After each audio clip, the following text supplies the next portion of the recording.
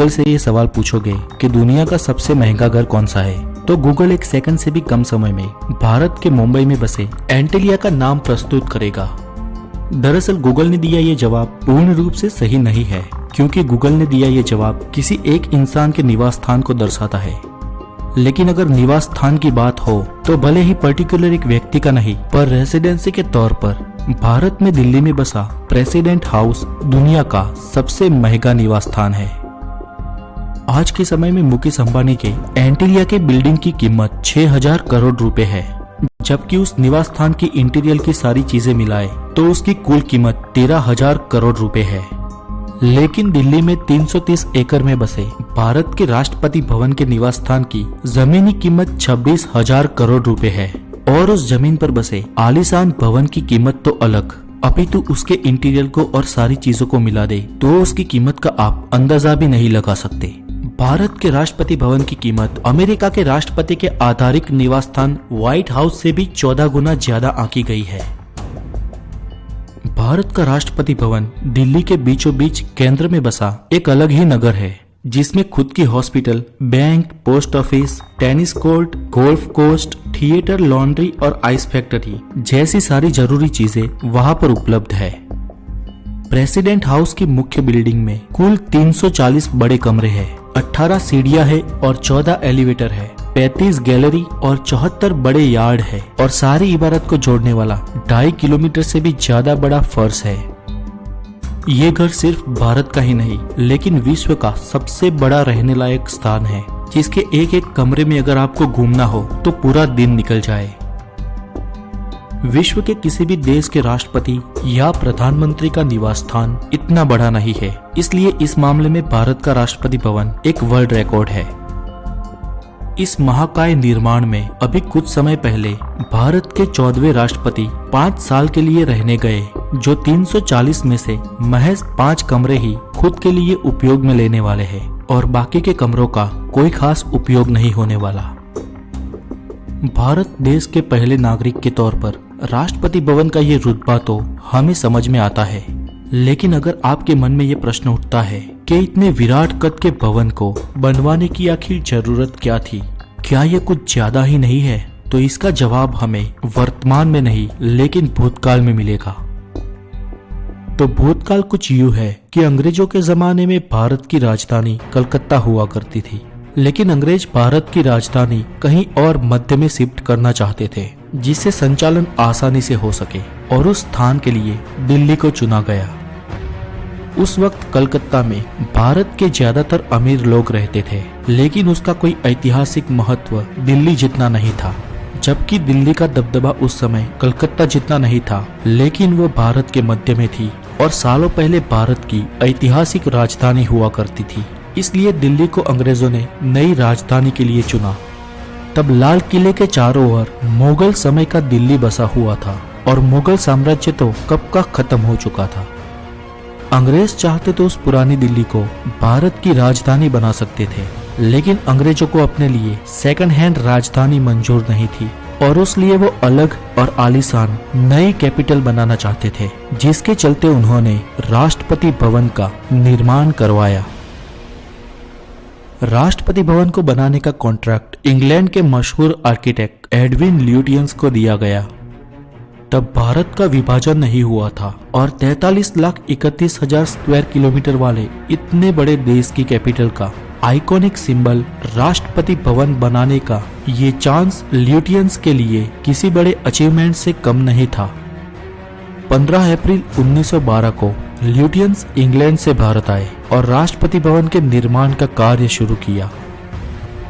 Britain के चक्रवर्ती साम्राज्य का सबसे बड़ा क्षेत्र भी उस समय भारत था, इसलिए भारत की इस कैपिटल के राष्ट्रपति भवन का निर्माण देखने वाले को जीवन भर याद रहे उस तरीके से बनाना था, जिसके लिए ल्यूटियंस ने बहुत मेहनत की। वो भारत में अलग अलग जगह पर घूमा, कई तरह के पत्थरों का निरीक्षण किया। उसने गर्मी में, ठंडी में और मौसम के हर उस बदलाव को देखकर उस चुनिंदा पत्थरों को राष्ट्रपति भवन के लिए नियुक्त किया। 5,000 से भी ज्यादा लोग इस काम में जुड़ गए, जिनमें से 3,000 तो पत्थर को काटने वाले थे। राष्ट्रपति भवन के निर्माण कार्य के शुरू होने के कुछ 1.5 साल बाद ही 1914 में पहला विश्व युद्ध शुरू हो गया, जो 1918 तक चला और उस वक्त के दरमियान भवन के निर्माण कार्य को रोकना पड़ा। लेकिन पहला विश्व युद्ध पूरा होने के बाद ही फिर से इस कार्य को शुरू कर दिया गया। निर्माण की कार्यवाही बहुत लंबे समय तक चली। कुल मिला के 17 साल बाद सन 1929 में राष्ट्रपति भवन बन के समाप्त हुआ। इस पूरे कार्य के लिए उस वक्त 11,53,000 पाउंड का खर्च हुआ। अगर आपके मन में ये प्रश्न है कि इस पूरे निर्माण कार्य के लिए इंग्लैंड के आर्किटेक्ट ल्यूटियस को कितना पैसा मिला, तो यूं तो अगर उसने जो कार्य किया था उसके मुताबिक उसको इस पूरे निर्माण खर्च का 10% हिस्सा मिलना चाहिए।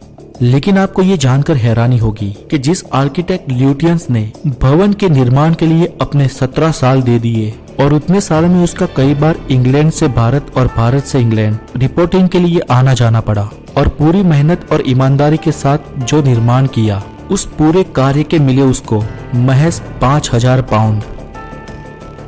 पूरे 17 सालों के 5,000 पाउंड को अगर महीनों में डिवाइड करो तो उसकी मंथली सैलरी कुछ 25 पाउंड से भी कम हुई। इतनी कम मजदूरी के बावजूद भी ल्यूटियंस को कोई अफसोस नहीं हुआ, क्योंकि उसको ये बात की खुशी थी कि उसने कड़ी मेहनत से भारत के बेनमून और आलीशान राष्ट्रपति भवन का निर्माण किया है। आखिर 23 जनवरी 1931 को राष्ट्रपति भवन का ओपनिंग डे रखा गया, जहां पर बड़े भव्य उत्सव का आयोजन किया गया। देश विदेश से कई बड़े मेहमानों को बुलाया गया। वाइसरॉय लॉर्ड इरविन ने ये महफिल सजाई थी। इरविन के साथ कई सारे अंग्रेज अफसर भी मौजूद थे। इन सब में आर्किटेक्ट ल्यूटियंस भी था, लेकिन वो अकेला था। इरविन अपने अफसरों के साथ बातचीत में व्यस्त थे, तभी ल्यूटियंस भवन के बाहर निकल गया और गुलाबी पत्थरों को बड़ी नजाकत से चूमकर वहां से अलविदा हो गया।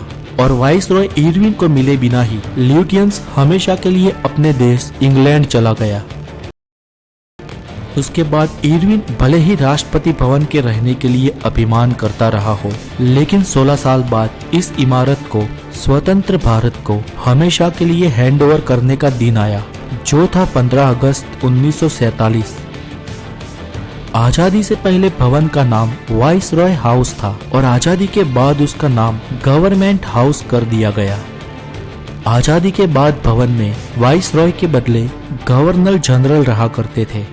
सबसे पहले लॉर्ड माउंटबेटन और उसके बाद राजगोपालाचारी वहां पर रहे, लेकिन आजादी के लगभग 3 साल बाद भवन का नाम फिर से बदल के हमेशा के लिए राष्ट्रपति भवन रख दिया गया, जिसमें भारत के सबसे पहले राष्ट्रपति डॉक्टर राजेंद्र प्रसाद 26 जनवरी 1950 के दिन रहने के लिए गए। और इतने बड़े भवन के ठाठ को देखकर उस सीधे साधे राष्ट्रपति को आश्चर्य हुआ।